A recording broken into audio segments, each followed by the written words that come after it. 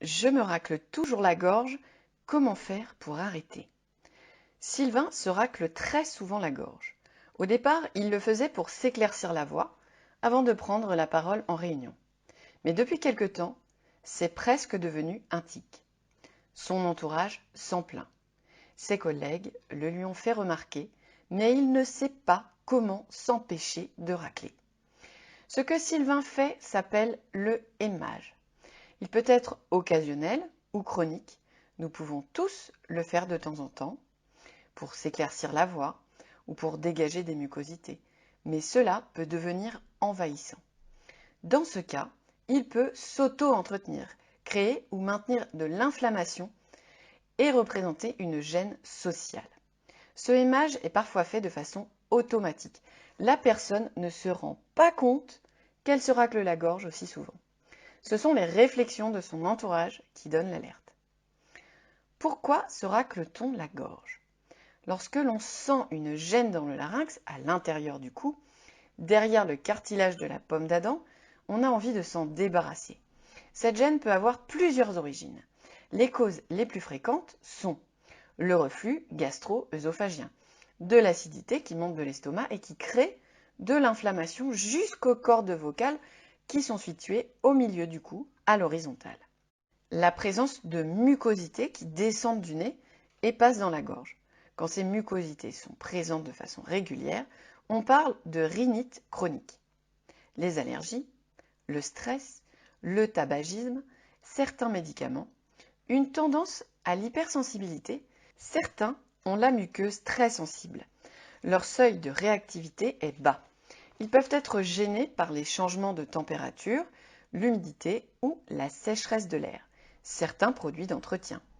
Une utilisation forcée de la voix, quand on doit parler fort et longtemps, si l'on n'a pas bien appris à utiliser sa voix, cela peut créer des tensions au niveau des cordes vocales et de l'irritation. Que se passe-t-il quand on se racle la gorge? Lors du émage, on provoque un rapprochement brutal des cordes vocales. Si c'est fait de temps à autre, il n'y a pas de danger. En revanche, lorsque cela devient chronique, émage qui se produit plusieurs fois par jour et sur une période de plus de 3 semaines, il existe des conséquences à moyen voire long terme. Parfois, la frontière entre le émage régulier et la toux chronique est très mince. Les deux sont en lien avec une irritation laryngée. Ils mettent en action les cordes vocales et peuvent devenir gênants socialement. Dans la toux, cependant, il y a une notion de quinte. Quelles peuvent être les conséquences du émage chronique? Si le émage est souvent lié à une irritation du larynx, sa répétition va enclencher un cercle vicieux. Plus ça me gratte dans la gorge, plus je racle. Plus je racle, plus il va y avoir de l'inflammation. Cela va donc me donner envie de racler à nouveau. Que faire en cas de émage chronique? Dans un premier temps, on peut essayer de faire cesser cette habitude en étant vigilant sur plusieurs points. La prise de conscience est indispensable. Combien de fois par heure dois-je racler ma gorge? Est-ce toute la journée? Dans certaines circonstances seulement? On peut remplacer ce tic par une habitude plus utile et efficace, comme boire une gorgée d'eau quand la gorge démange. L'hydratation est indispensable pour que le larynx fonctionne de façon saine. Certaines habitudes vocales peuvent aussi aider. Si je suis tendue quand je parle, je vais apprendre à relâcher mes tensions avant de prendre la parole, à mieux doser ma respiration, à faire attention à ma posture et aussi au volume de ma voix. Il n'est pas toujours nécessaire de parler fort pour se faire entendre. Que dois-je faire si cela ne suffit pas? Si les petits moyens mis en place de façon autonome ne suffisent pas, il est nécessaire d'en parler avec le médecin traitant. Celui-ci va chercher la cause du émage, la traiter et éventuellement orienter vers le spécialiste le plus adapté. S'il y a une allergie, un traitement de l'allergie sera nécessaire. On s'orientera vers un allergologue. En cas de reflux gastro-œsophagien, un traitement médicamenteux peut être proposé ainsi que des mesures hygiéno-diététiques. Manger plus léger, notamment le soir, éviter certains aliments. Une consultation en gastro-entérologie est parfois utile pour comprendre la cause de ce reflux. Le tabagisme et la consommation d'alcool sont évidemment à réduire au maximum. S'il y a une rhinite chronique, un avis ORL sera demandé. L'ORL, otorino-laryngologiste, fera le point sur l'inflammation de toute la zone du nez, de la gorge et des oreilles et proposera le traitement nécessaire. On parle d'orthophonie en cas de hémage chronique. Pourquoi?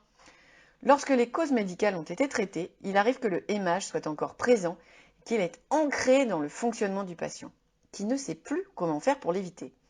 Une prise en charge orthophonique est alors prescrite par le médecin généraliste ou par l'un des spécialistes consultés.